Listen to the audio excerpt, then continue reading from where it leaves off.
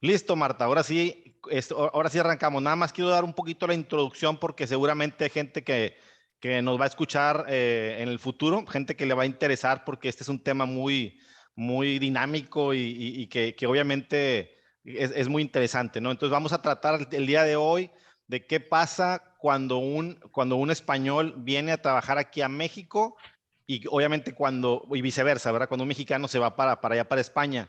Vamos a tratar de tocar los temas de qué derechos laborales tienen, qué dificultades hay para conseguir trabajo, etcétera, ¿verdad? Entonces, no sé si quieras arrancar tú, Marta, y ahí nos vamos complementando.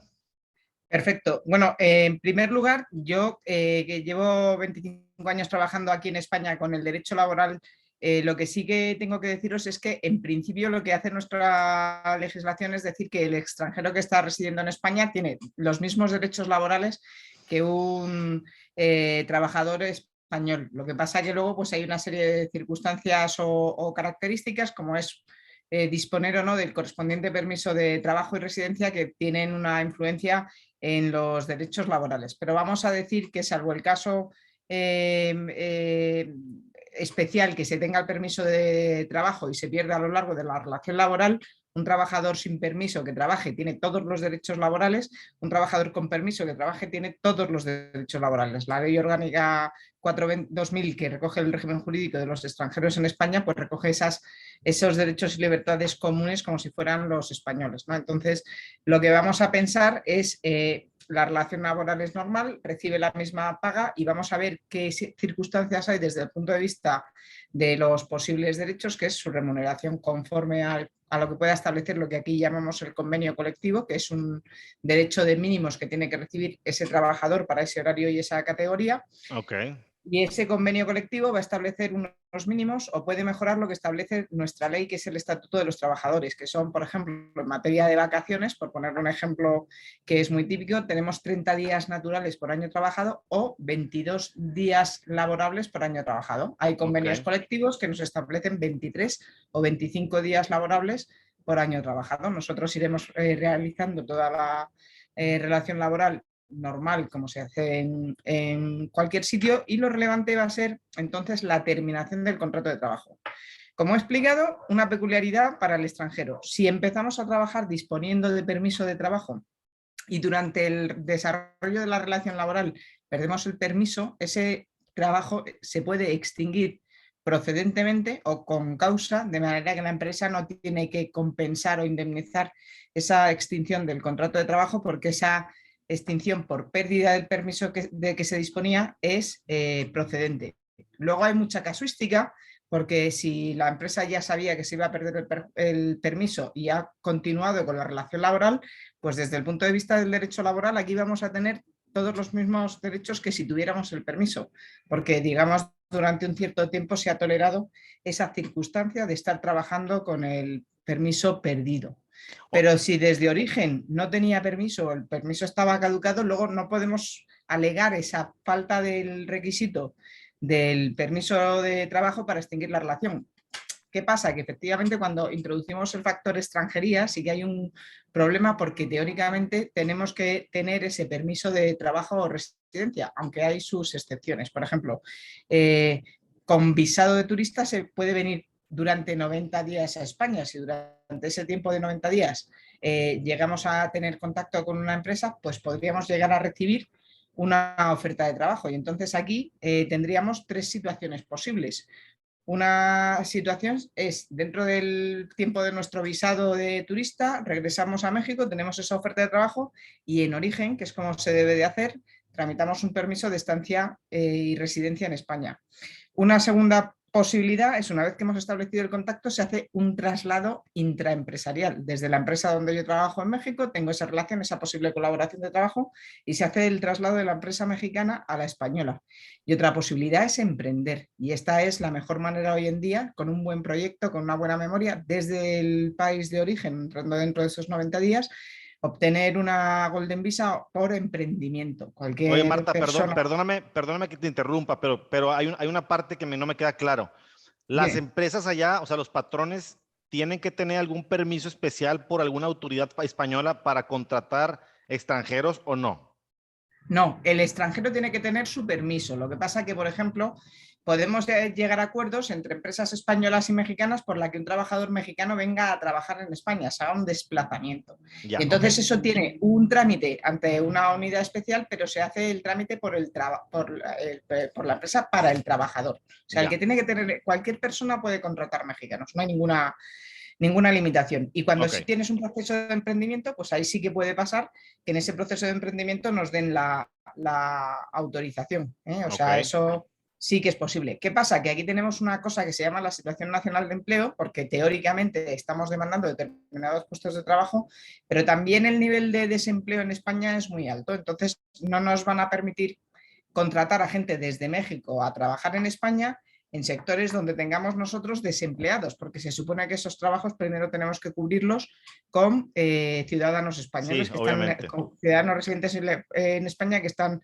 con ese permiso, pero con una excepción. Si yo soy pariente directo de alguien que tiene residencia legal en España, entonces sí que puedo optar, a pesar de la situación nacional de empleo, a Ya. ese trabajo en España. Pero si no, la norma, vamos a decir que es tramitemos el permiso de trabajo desde México antes de venir a España. Ok. Tenemos nuestro permiso o estamos aquí por circunstancias que sean y empezamos a trabajar con o sin permiso, vamos a tener todos los derechos y vamos a poder trabajar con esa excepción que he comentado del permiso que se pierde a lo largo del camino. La relación laboral normalmente será indefinida porque ahora hay una reforma que hace muy difícil el contrato temporal, se va a presumir casi siempre indefinida y entonces tenemos las formas de terminación del contrato que aquí podrá ser por despido objetivo, por despido disciplinario o por despido colectivo. El objetivo pues pueden ser por causas imputables a la empresa, económicas, técnicas, organizativas, que se puedan justificar, o por causas imputables al trabajador, lo que llamamos una ineptitud sobrevenida. Tengo la capacidad para trabajar y por lo que sea la pierdo. Imaginemos un conductor que pierde el carnet, aunque Sí. sea temporalmente. Pues esos son objetivos, tienen unos requisitos, una indemnización más baja que la del despido improcedente, tenemos que preavisar con 15 días al trabajador y en esos casos tenemos un procedimiento un poco especial. El disciplinario, pues cuando tenemos en el trabajador un comportamiento grave y culpable que conforme al artículo 54 del Estatuto de los Trabajadores o ese convenio colectivo, que al final es una especie de acuerdo colectivo en el sector donde opera la empresa, que establecerá también una serie de circunstancias o casos donde despedir, que suelen ser la falta de puntualidad o de asistencia al trabajo, la indisciplina o desobediencia, la transgresión de la buena fe, las ofensas físicas o verbales al empresario, la disminución del rendimiento, son circunstancias graves, el acoso laboral, la embriaguez a la toxicomanía, que nos van a permitir como empresa extinguir el contrato sin pagar indemnización al trabajador. Y luego estaría el despido colectivo, que tiene las circunstancias de que en realidad es como un despido objetivo, pero que afecta a un número de trabajadores, depende de las circunstancias, en 90 días a 10 trabajadores en empresas de menos de 100, el 10% de la plantilla entre 100 y 300 o 30 trabajadores en todos los demás casos. Y aquí en este colectivo, aquí se habló mucho durante la pandemia del ERTE, que no sé si llegó para allí, pues esto es parecido. Es un expediente de regulación de empleo, no temporal como cuando la pandemia, que eran circunstancias extraordinarias, pero cuando queremos despedir mucho, tenemos que pedir negociar con los trabajadores y pedir autorización a la autoridad laboral. Y ese es un despido colectivo. Está regulado en el artículo 51 del Estatuto de los Trabajadores y lo que tenemos aquí entonces es que habrá que notificar siempre por escrito, tanto en el despido disciplinario como en el objetivo, las causas de ese despido, ofreciendo preaviso en el caso del objetivo y sin necesidad de preaviso por el incumplimiento grave en el despido disciplinario, y ahí sí que tendremos una carta donde hay que explicar muy detalladamente y muy correctamente los datos en los que basamos el despido, porque eso es lo que luego se va a conocer en el juicio. De esos datos que hemos puesto en la carta, la empresa lo tendrá que probar. De hecho, aquí, en caso de duda o si hay falta de prueba, se va a entender que el despido es improcedente. Y tendremos la indemnización máxima que tenemos en derecho laboral, que ahora mismo son 33 días por año trabajado. Así que tenemos distintos procedimientos, uno para el despido objetivo, con ese preaviso, con la Sí. indemnización de 20 días por año trabajado, con una carta por escrito con las causas, o el disciplinario sin preaviso, sin indemnización. Pero sí que quiero destacar que aquí, aunque hagamos un despido disciplinario, es decir, le doy una torta al jefe, voy a tener acceso al desempleo. Me van a tener que pagar los días que he estado trabajando y me van a dar acceso al desempleo. Lo que sí que pasará es que en este caso no habrá una indemnización, que en el resto de los casos, si el despido se entiende que es no justificado, pues sí que habrá esa indemnización. Y lo que también es muy destacable es que el plazo para impugnar este despido, nosotros tenemos 20 días de plazo para impugnar el despido desde la comunicación, sabiendo que tenemos un trámite obligatorio de un intento de conciliación entre empresa y trabajador. Ese trámite tiene que hacerse en ese plazo de 20 días, nos suspenderá el plazo para la demanda judicial como un plazo de 15 días, pero dentro de estos 20 días más o menos tenemos que presentar las dos cosas, el intento de conciliación y la demanda en el juzgado. Y como consecuencia de este despido, pues podrá ser declarado nulo si es discriminatorio y entonces nos tendrán que hacer como si el despido nunca hubiera tenido lugar, nos reincorporarán, nos pagarán los salarios desde el día del despido hasta el día que nos reincorporen y seguiremos trabajando. El despido, esos salarios, ¿cómo le llaman allá en España? salarios de tramitación los llamamos. Durante el tiempo Acá. que llevó el trámite de todo el despido, pues salarios de tramitación. Acá se llaman salarios caídos. Sí, pues aquí de tramitación. Y luego, si se declara improcedente, el empresario tendrá opción a reincorporar al trabajador, igual que en el despido nulo, o a indemnizarle. Pero si le reincorpora, tiene que pagarle los salarios. Si le indemniza, no. Entonces, y también es relevante que la indemnización que demos, pues dentro del límite de los 33 días por año trabajado, que es la indemnización de despido improcedente, frente a los 20 días del despido objetivo, hasta 180.000 euros, esa indemnización aquí no paga impuestos. Seguimos, en todo caso, teniendo acceso al desempleo. Sí que es relevante que ahora en los casos de despido nulo, en muchos casos cuando el nulo es porque nos están vulnerando derechos fundamentales, nos dan una indemnización adicional por esos derechos fundamentales que nos están vulnerando. Eso está entrando ahora. Entonces, eso por ahí, ya he comentado un poquito de las vacaciones y por último voy a tratar un poquito el tema de seguridad social, que sí que se da cuando venís los mexicanos a trabajar acá. Sí. En principio, en cada país, salvo que sea un traslado, un desplazamiento internacional, que se puede seguir cotizando en el país de origen, aquí empezará a cotizar el trabajador a la seguridad social española, y lo que hay es un convenio, que supongo que tú también lo conoces, en el que aquí cuando trabajamos y se nos reconoce la pensión de incapacidad permanente, vejez, muerte y supervivencia españolas y las pensiones derivadas de accidente de trabajo y enfermedad profesional, que en México equivaldría a las pensiones derivadas de seguro de invalidez, vejez y cesantía en edad avanzada y muerte, y las pensiones Es correcto. derivadas del seguro de riesgo del trabajo. Si llegado la edad de jubilación, por ejemplo, hemos cotizado en los dos países para generar pensiones autónomas, pues España reconocerá la pensión que corresponda al tiempo cotizado en España, y México entiendo que hace lo mismo. Si no se llega con lo cotizado en un país, pues entonces sí se reconocen las pensiones que han devengado y pagado en el otro país. Pero en principio el tratado de seguridad social entre México y España es bastante favorable, en el sentido de que se va a reconocer prácticamente todo. Qué interesante, no lo conocía, la verdad, ¿eh?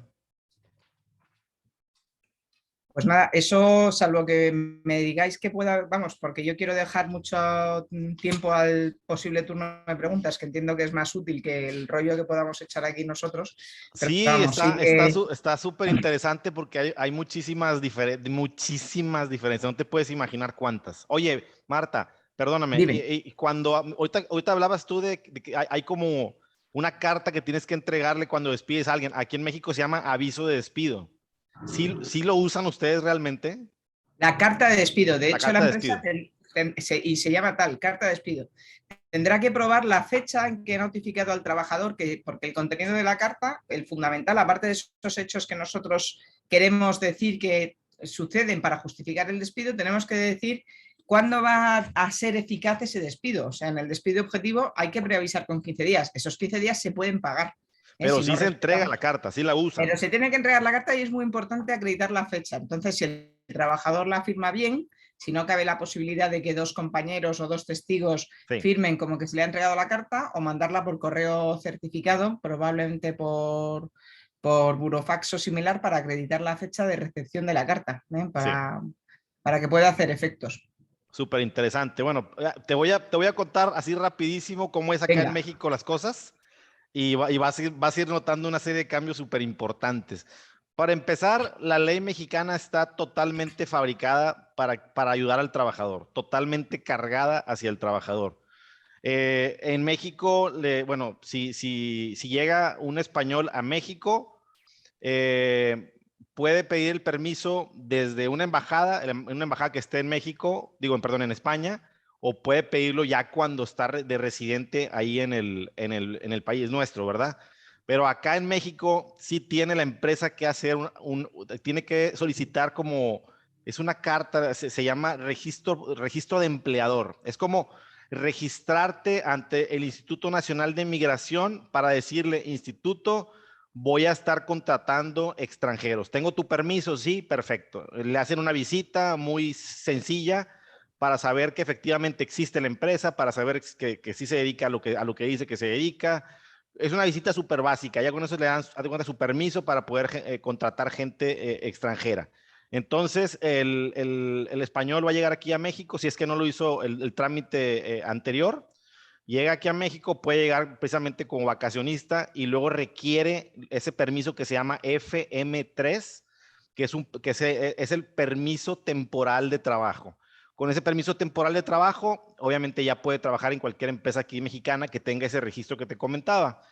Y también aquí en México, cualquier persona, cualquier extranjero goza de los mismos beneficios de un mexicano por completo, arrancando precisamente con la seguridad social. La seguridad social, si tiene seguridad social, que aquí le llamamos IMSS, Instituto Mexicano del Seguro Social, pues bueno, ya tiene servicio médico, ya tiene incapacidades en dado caso de un accidente, de una enfermedad general, etcétera. Entonces, por ahí, bueno, básicamente yo creo que vamos con lo mismo, ¿verdad?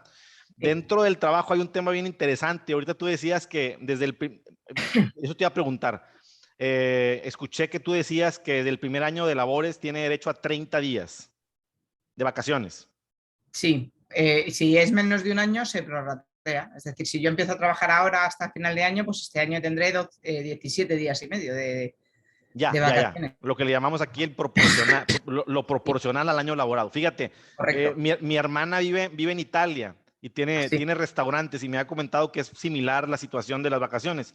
Era un tema que quería tocar contigo porque te vas a reír. Aquí en México son 6 días. 6 días por el primer año y luego los próximos 4 avanza 2 días cada año.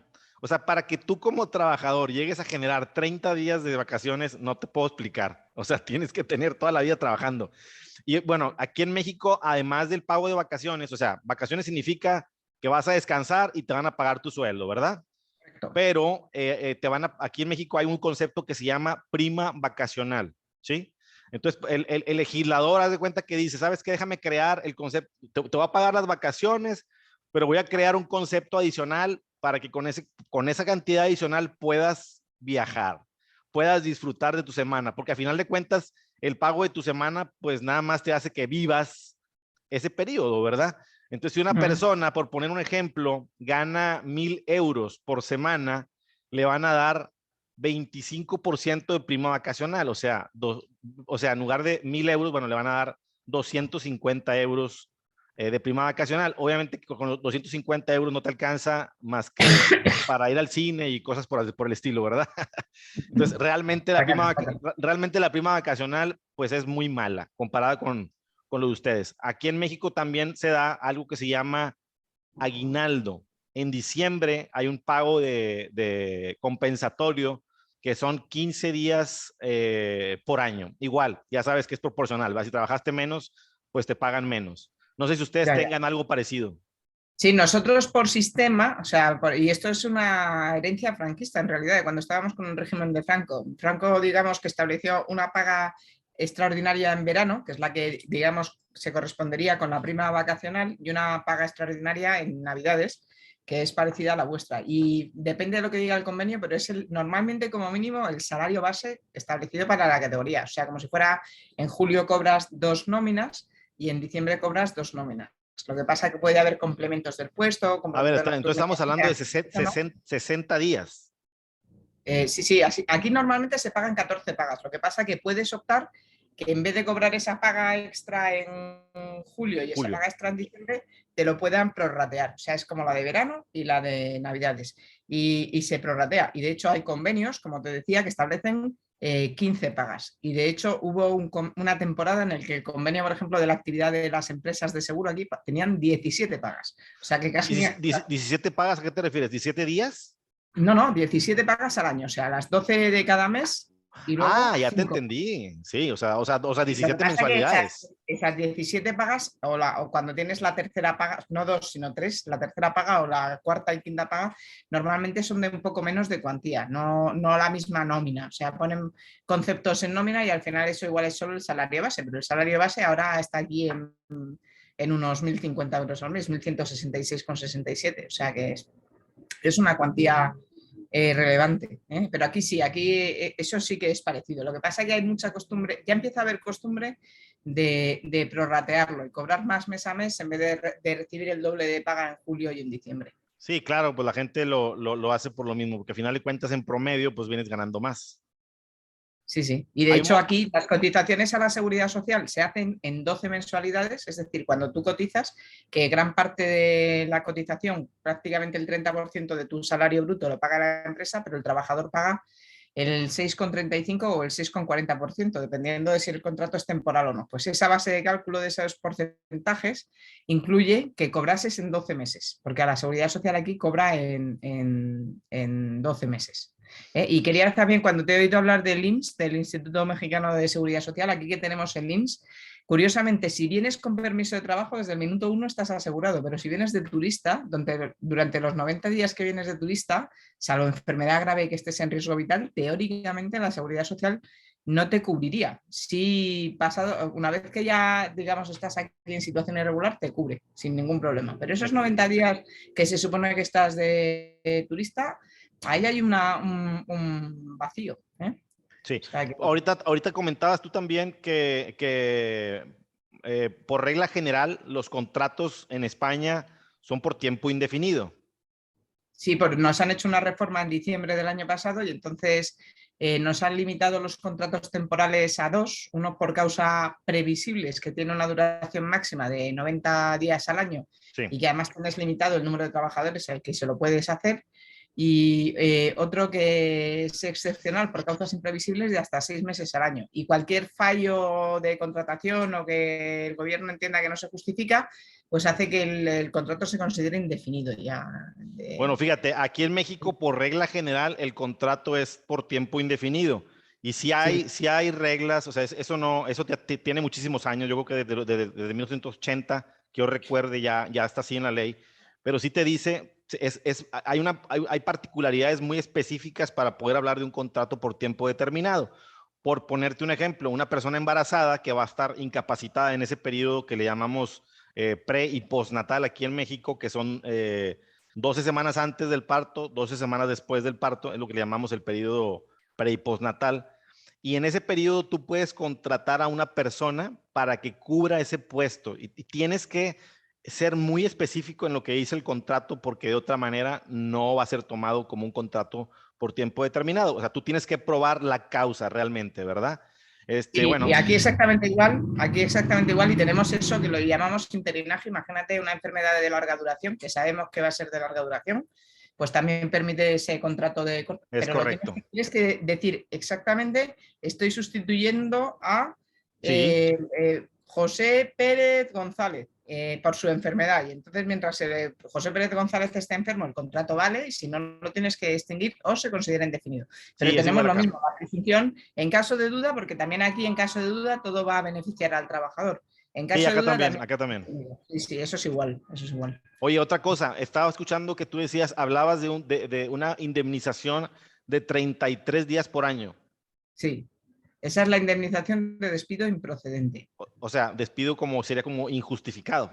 Claro, entonces la empresa, tú haces tu carta de despido y en eso tienes que poner el día 13 de mayo, el trabajador José Pérez Pérez cogió un cuchillo y amenazó a su compañero a las 12 horas 45 minutos, porque luego él tiene que defenderse de eso y O sea, probarlo. Y luego puede decir, quiero, no, es que a las 12:45 estaba comiendo en mi mesa, o sea que no hay ninguna amenaza. Y tienes que entrar en ese detalle y la empresa es la que está obligada aprobar todas y cada uno de los hechos que ha detallado en la carta de despido. Y si no ok, los prueba, pues perjudica a la empresa. El trabajador con negar que haya pasado lo que sea ya digamos, carga sobre la empresa la obligación de probar absolutamente todo. Fíjate, ahí te va a causar mucha extrañez. Aquí en México, la Ley Federal del Trabajo dice que también se tiene que entregar una carta que se llama aviso de despido. Bueno, yo tengo 30 años litigando, estuve trabajando en el Tribunal Laboral 4 años, hace cerca de 24 años, cuando nació mi hija y estaba yo todavía trabajando, la mayor, y jamás he visto un aviso de despido. O sea, entonces, ¿qué? Nos quedan 10 minutos. Nos está avisando el sistema. Bueno, entonces jamás he visto un aviso de despido, Marta. Entonces, ¿qué sucede? Que las empresas no, como no, aquí haz de cuenta que todas las empresas siempre dicen, no, yo no te despedí. No, no es cierto que te despedí. Y había un sistema que decía, si yo, mira, te voy a explicar de un inicio. La carga de la no existencia del despido, la carga de justificar que no existieron los hechos, siempre ha sido de la empresa. Pero la Suprema Corte de Justicia aquí en México crea algo que se llama reversión de la carga probatoria, ¿ok? Sí, nunca debió haber existido, pero bueno, ahí te va. Si el trabajador se dice despedido, no tiene el aviso de despido, o sea, no les funcionó lo que hicieron, ¿verdad? Porque es totalmente distinto a España, ¿verdad? Entonces la empresa dice, ¿sabes qué? Yo no te despedí, no es cierto. Yo no te di aviso de despido porque no es cierto, yo nunca te despedí, tú te fuiste solo. Sin embargo, te ofrezco la reinstalación como prueba de buena fe. Al yo decir eso, la carga de la prueba se revertía y pasaba a la parte trabajadora, cosa que ahora está, precisamente ahora en diciembre hubo un cambio en la ley que cuando te pueden reclamar aquí dos acciones principales, reinstalación o te pueden reclamar indemnización, ¿ok? Si te reclaman la reinstalación, pues igual le puedes ofrecer la reinstalación. Siempre también ha sido una cuestión de mentiras. O sea, realmente una reinstalación en México, de 1000 reinstalaciones, quizás una sea de buena fe. Todas las demás es una manera de defenderte, ¿sí? Entonces, desde el origen de la ley, ahí está mal esa situación. ¿Para qué pones el aviso de despido si no se va a utilizar? ¿Sí me explico? ya. Aquí es obligatorio. Aquí si no hay carta, la has fastidiado como empresa. Si no hay carta y no tienes la notificación al trabajador de alguna manera, la has fastidiado. Y de hecho, cuando luego hay la impugnación, digamos, el juicio va entre el contenido de la carta, que es lo que tiene que defender la empresa, y lo que diga el trabajador en su demanda.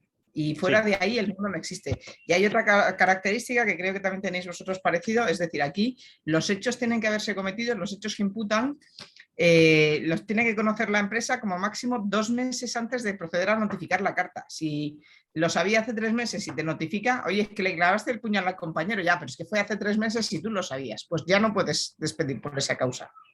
Que es curioso, pero el transcurso del tiempo y un tiempo relativamente corto perjudica la reclamación. Y sí, aquí si no hay carta, el despido será improcedente. Y lo que pasa es que aquí la opción, excepto en el caso de los que son sindicalistas y representantes de los trabajadores, la opción entre la indemnización o reincorporar, que lo llamamos así, reincorporar a la empresa, corresponde a la empresa. Entonces la empresa, cuando llega a la sentencia, si el despido es improcedente y no es de un representante de los trabajadores, dice, pues te indemnizo, y entonces no tienes los salarios de trámite, que es lo que pasa en el 95% de las ocasiones. O puede decir, pues te reincorporo. Y entonces te tiene que pagar los salarios, pero tú no tienes derecho a esa indemnización. O sea que eso sí que varía. Pero aquí todo a favor del trabajador. Tiene que probar la empresa. Igual también acá, sí, al menos en papel así es. Oye, no, Marta, aquí real. Oye, Marta, entonces las contiendas laborales, bueno, si la empresa no puede negar que te despidió, la contienda laboral creo que en España va a versar más de qué tipo de despido fue, ¿no? O sea, no, te puedo dar una carta de despido por una situación para que me salga más barato empresa o no. Cuéntame cómo es eso. No, pero claro, aquí cuando tú haces la carta de despido tienes que poner los hechos. Entonces, como te he contado, hay el despido por causas objetivas, que pueden ser técnicas económicas, organizativas o de producción, y entonces yo tengo que decir cuáles son las causas económicas, tengo que dar detalle. Es decir, tengo que decir, pues tengo 3 ejercicios con pérdidas, o he perdido un cliente que supone el que pierdo el 60% de mi facturación. Tienes que dar ahí se paga indemnización en el despido objetivo. Se paga cuando comunicas la carta, que es con 15 días de preaviso, tienes que darle la indemnización de los 20 días. Ya.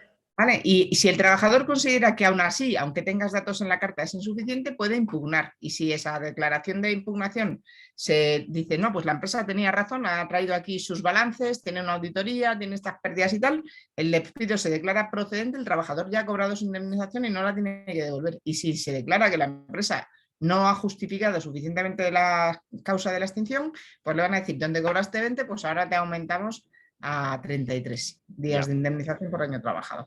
Y, o sea, sí, aquí lo que te he contado antes, es fundamental la carta de despido. De hecho, yo que trabajo con trabajadores, llevo trabajadores y llevo empresas, cuando llevo empresas a mí me preocupa mucho hacer la carta de despido, si puedo hacerla yo mejor, porque luego es lo que tengo que defender en el juicio. Entonces, a veces te dan cartas de despido que de fondo pueden tener razón, pero es que están mal hechas y entonces no Sí, puedes... los tecnicismos son muy importantes, quiero pensar. Vamos, es fundamental. Y lo que no esté en la carta, y has puesto en la carta despido disciplinario, pues es disciplinario. Luego no importa que podrías haber acudido a un despido más barato porque tienes pérdidas o que si has puesto disciplinario es disciplinario, si has puesto objetivo es objetivo y tienes que decir por qué causa de objetivo. O Así sea, es. que Fíjate es que así. algo que no te mencioné es que aquí en México, si tú despides a alguien, tienes que pagarle 3 meses, pero no son 3 meses por año. O sea, eso se llama indemnización constitucional. Obviamente, parte de la Constitución, desde ahí está mencionada en la Constitución y luego hay una ley federal del trabajo que aplica para todo el país, ¿verdad? Y son 3 meses de sueldo, nada más, 90 días. Además de eso, se les da 12 días por cada año laborado. Pero también lamentablemente hay un tope que es del doble del mínimo, es demasiado poco. La verdad es que si hay alguien, un directivo de una empresa que tenga un sueldo bastante bueno, pues es alto, o sea, le va a afectar demasiado esa situación. Oye, ¿sabes qué, Marta? Estoy viendo que nos quedan 3 minutos. Yo creo que suspendemos y Perfecto. te mando el link otra vez y arrancamos. De nuevo, ahora mismo. Sí, claro, si tienes tiempo. Perfecto. Sí, ningún problema. Va que va para allá. Venga, Ándale, corto. bye.